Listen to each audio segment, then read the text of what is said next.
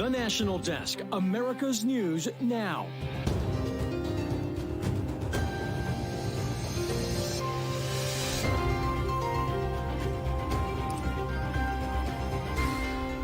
Dozens dead, along with a Hamas leader, as a Gazan refugee camp is hit by an airstrike, bringing worry of counterattacks and a widening of the war.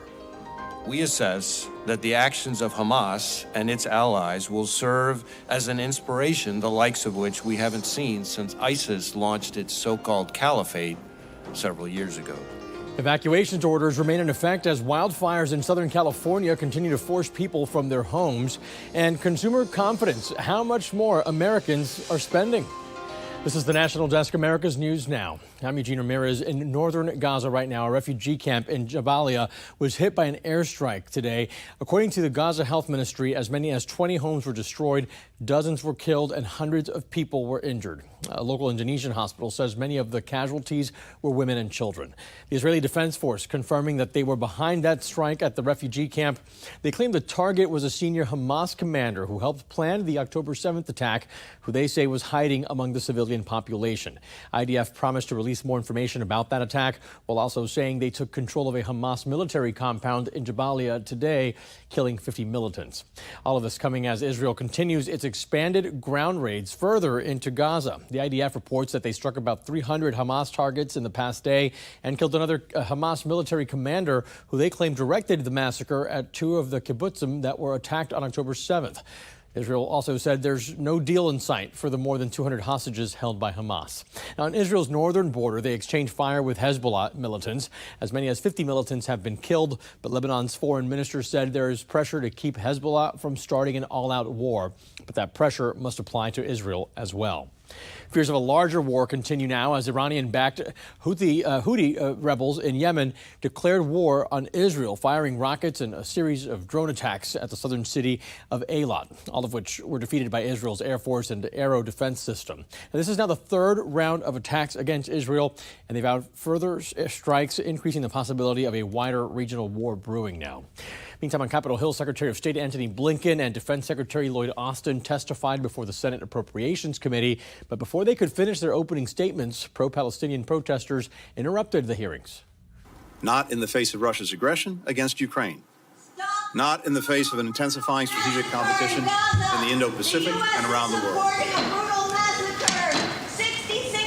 If the witness will suspend, and I ask that everyone again respect this hearing, we will suspend until the room is cleared. But the joint secretaries were able to plead with Congress to not only fund Israel in their war, but to not forget about Ukraine as they continue to be attacked by Russia. This is all one fight, and we have to respond in a way that recognizes that. If we start to peel off pieces of this package, they'll see that, they'll understand that we are playing whack-a-mole while they cooperate increasingly and pose an ever greater threat to our security as well as to that of allies and partners. But competing funding packages in Congress put aid to both countries at risk and could also lead to a more divided world. National correspondent Christine Frizzau explains. On the global stage, the battlefield is expanding, along with the needs to support multiple wars with no end in sight. In Ukraine, more than 20 months after being invaded by Russia, resources are dwindling.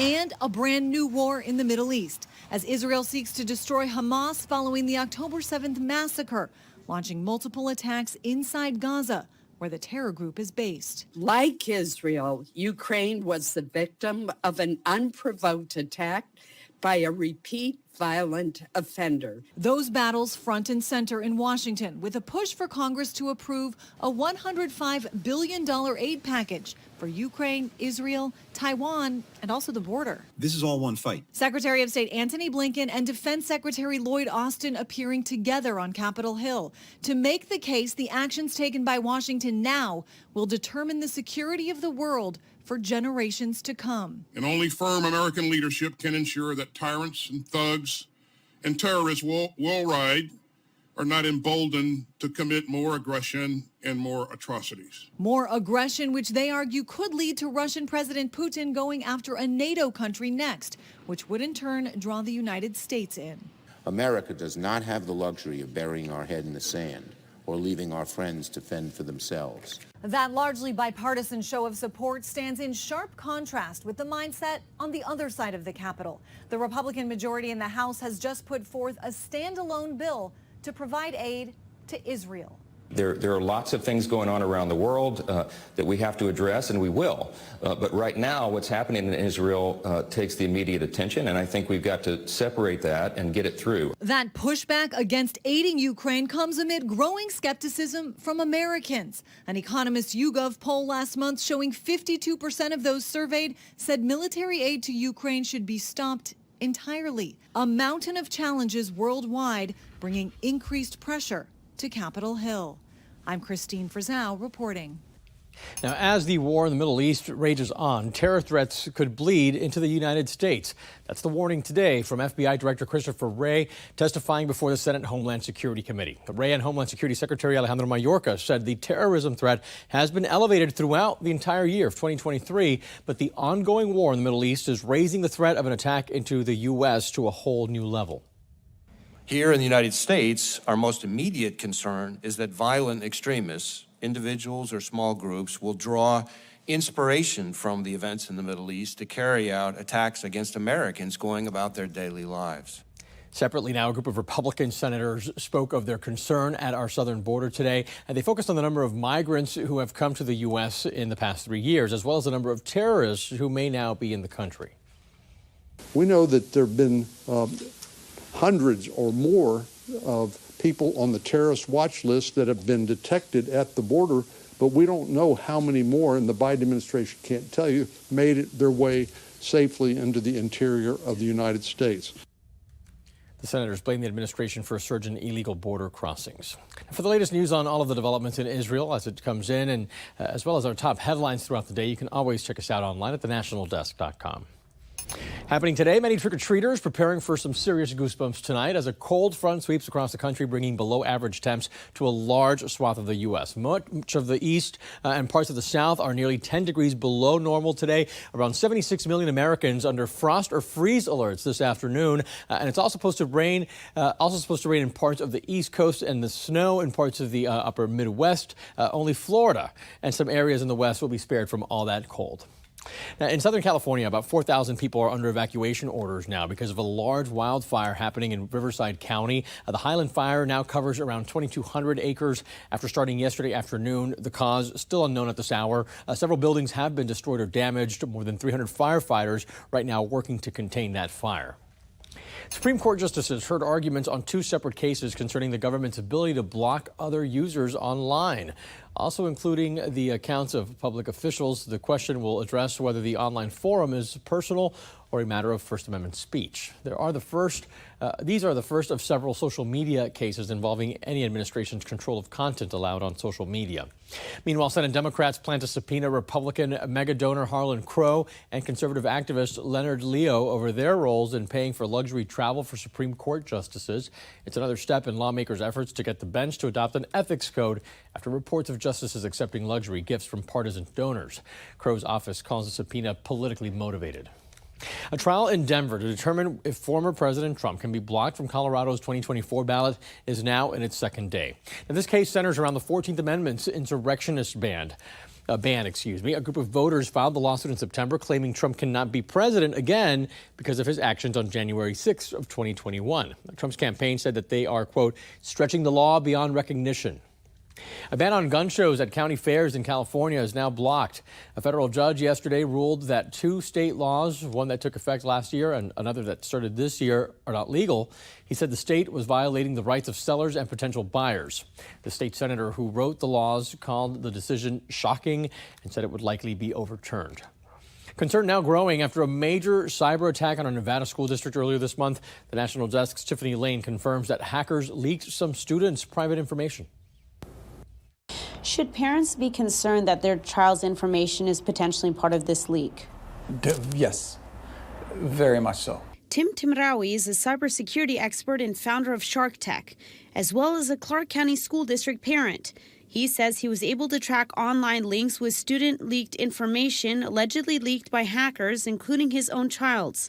Included on the post was a statement allegedly posted by hackers asking for a third of Superintendent Dr. Jesus Jar's salary. The malicious actors are there for money. They're doing it for their financial benefits. Crisis in the Classroom was able to independently verify the leaked information with several parents, including Timrawi.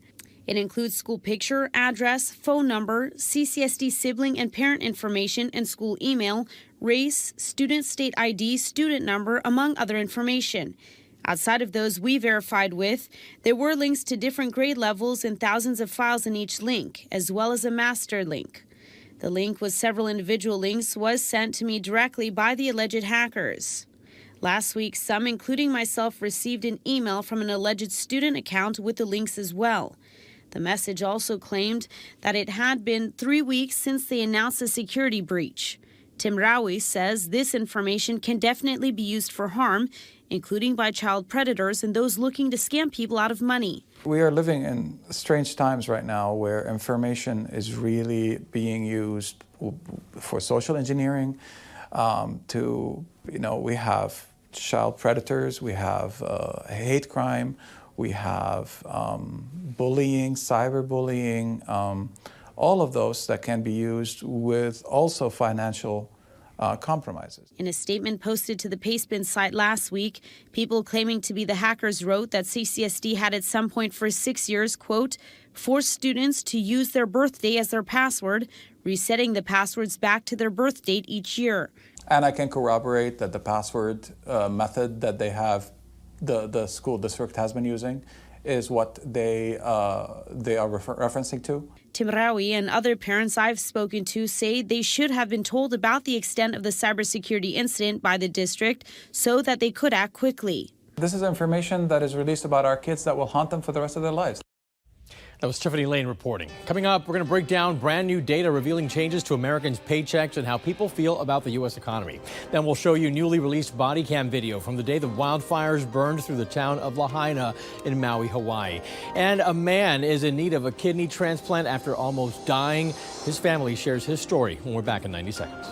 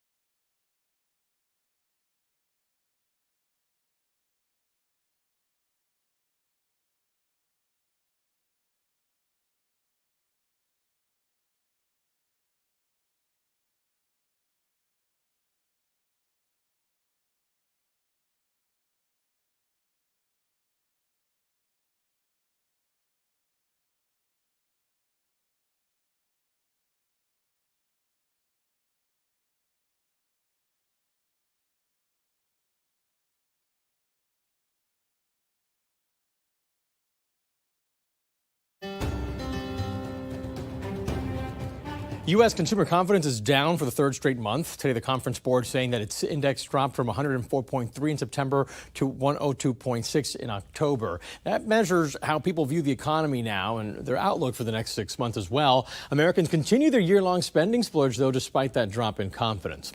Meantime, paychecks increased faster than expected in the third quarter. The Labor Department said that the employment cost index rose 1.1%. That measures how much U.S. employees make. Now, this increase shows continued momentum in the job market. New data shows home prices Also up for the 7th straight month now. A key government index shows a 0.9% increase from July to August and about 2.5% over last year. One factor is that inventory is historically low right now. The largest federal student loan servicer is being punished for not sending billing statements on time to 2.5 million people. The Department of Education said it's withholding more than $7 million owed to the Higher Education Loan Authority of the state of Missouri for October. The department said many borrowers did not make a loan payment on time this month. And the Biden administration is trying a new student loan forgiveness program. The Education Department said it's considering 4 groups of borrowers right now for eligibility. All of this coming after the Supreme Court struck down President Biden's original debt relief plan in June. The new proposal likely won't be finalized until next year. But for those looking to go to school or earn a degree in social media, the list of universities offering one is growing right now. Here's the National Desk's Angela Brown with that story. Are you one of the millions of Americans spending 68 minutes per day on the top 5 social media platforms, according to Forbes? Users who are also potential customers. Emily Sturge, Campus Reform. How I can use each platform to achieve my own personal branding goals or marketing goals for a company I'm working for. Several colleges are now offering students social media degrees. The latest, Arkansas Tech University, offering a Bachelor's of Arts in Digital Content Creation. David Eshelman, Head of Communications and Media Studies at Arkansas Tech. Our program is a 30-hour major that includes classes in social media influencing, social media theory. It has classes in performance, filmmaking, public relations, and a digital civility class, which is a social media ethics kind of class. Degrees that are paying off. Here's a list of the median annual salaries related to social media and marketing published in My Degree Guide. Jobs ranging from $50,000 a year to $130,000. When you first hear about this major, you may be inclined to think it's just about followers or fame, but social media is a necessary marketing and business tool in the professional world. According to a report by Goldman Sachs in April, the content creator industry is worth $250 billion and growing. Reporting in Washington, D.C., I'm Angela Brown.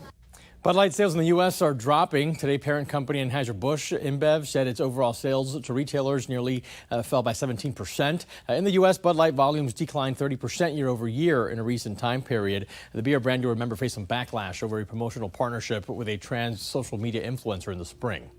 Maui police have released this 16 minutes of body cam video taking the day wildfires ripped through Lahaina. And this is just a portion of the more than 20 hours of video taken during police response to the wildfires. Those fires killed at least 99 people and burned more than 2,000 buildings.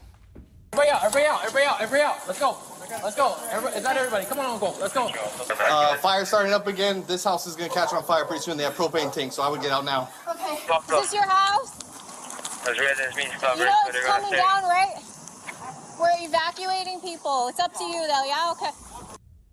When asked if there are any lessons to be learned from this video, Maui's police chief said the department is looking at better equipment and policies. The cause of the fire is still under investigation. A final report is expected in about 18 to 24 months. 2 United Airlines flight attendants are suing the company for alleged discrimination. That lawsuit claims United replaced minority female flight attendants with younger white attendants on LA Dodgers charter flights at the request of the baseball team. The airline said it does not tolerate discrimination and plans to, quote, vigorously defend itself. A new study released by the American Heart Association is warning that prolonged use of aspirin by cardiac patients with stents could be harmful.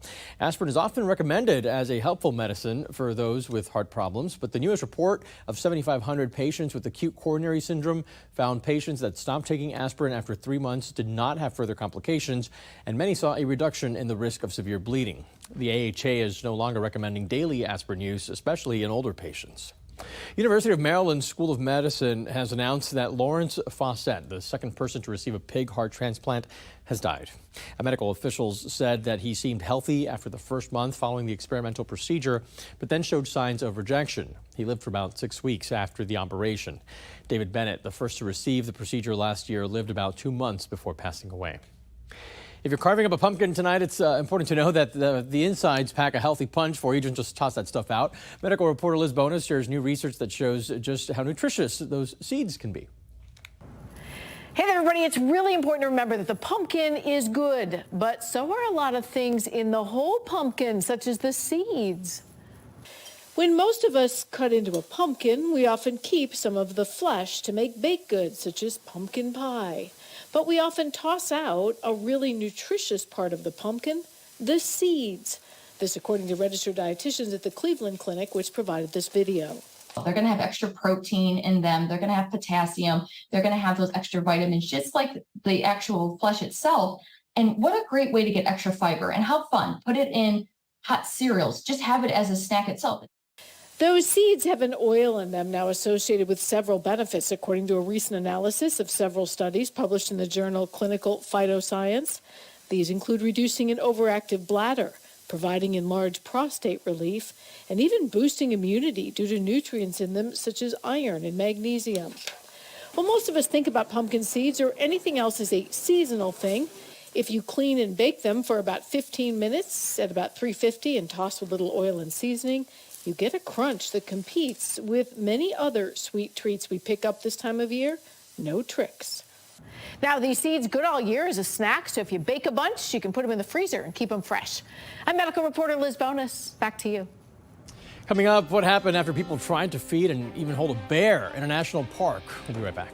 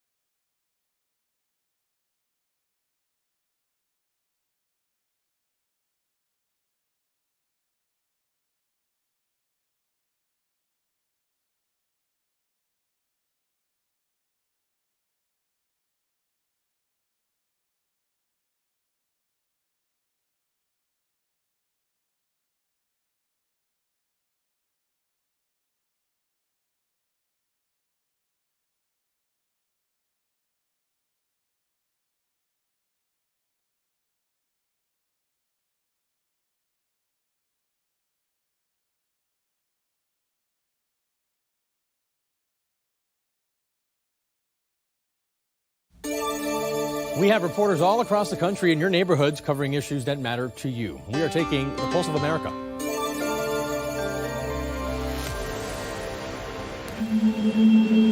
This town is full of ghosts.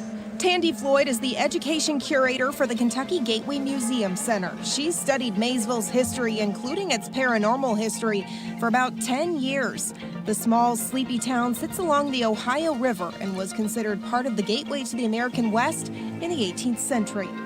One of the town's spooky spots is the Washington Opera House. Legends say it's haunted by the ghost of late 19th century actress Loretta Stambo. The Opera House was her favorite place. They traveled, of course, at that time, and it would be the last stop before they got to Cincinnati. And she had pneumonia. She decided to go ahead and dance on the stage. Loretta collapsed on stage and died. Her dying wish was to be buried at the Opera House, and legend has it, she's buried right here. They hear high heels on the stage. They also feel that it's colder on the left side. There's like a bricked-in window, and they say Loretta sits on the ledge of that window and watches the productions that go on. To North Carolina now, where an 8-mile stretch of the Blue Ridge Parkway is closed due to people interacting with the bears there. These are photos from near the Lane Pinnacle Overlook. They show a young bear getting very close to humans and into a motorcycle. The National Park Service says other visitors were seen feeding and even attempting to hold the young bear. Rangers want to give the bears a chance to lose interest in the area before people or bears are harmed. Matthew Gomez, husband to Leslie and father to 6 beautiful children, is battling end-stage renal disease. He was diagnosed in January of 2021. On New Year's Day, he wakes up and he says, I don't feel good. My chest hurts, I can't breathe, and I'm thinking lungs. That's the first thing that came to mind was, okay, and so I told him, we're all sick with COVID. Can you take yourself to the hospital? Yeah, I'm fine. He didn't even want to go. And the hospital said, yeah, you have a heart attack, and on top of that, your kidneys have failed because of COVID. And our whole world just turned upside down. Matthew has been on dialysis ever since that diagnosis. After nearly 2.5 years, Leslie says they finally got the call they have been waiting for. He made it on the transplant list just days ago on October 27th. Great news, though they say it could still take up to 3 to 5 years to get the kidney he needs. Until then, they say with prayer and by sharing their story, they will try to help find the perfect donor match to keep the rock of their family alive. Coming up, the Massachusetts witch hunts ended centuries ago. How volunteers are trying to right some of those wrongs. Right after the break.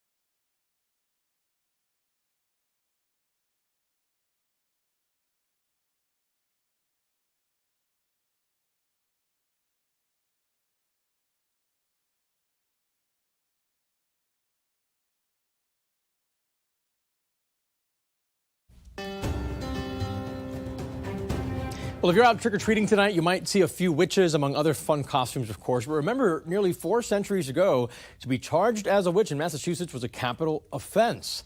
Well, now the Massachusetts Witch Hunt Justice Project is looking to find amnesty for those accused of, arrested for, or even executed for being called a witch. According to the group, more than 217 people were formally charged with witchcraft in Massachusetts between the years 1638 and 1693. Now, this project wants to correct what they say are now injustices and allow those individuals to be remembered as being in good standing in their communities.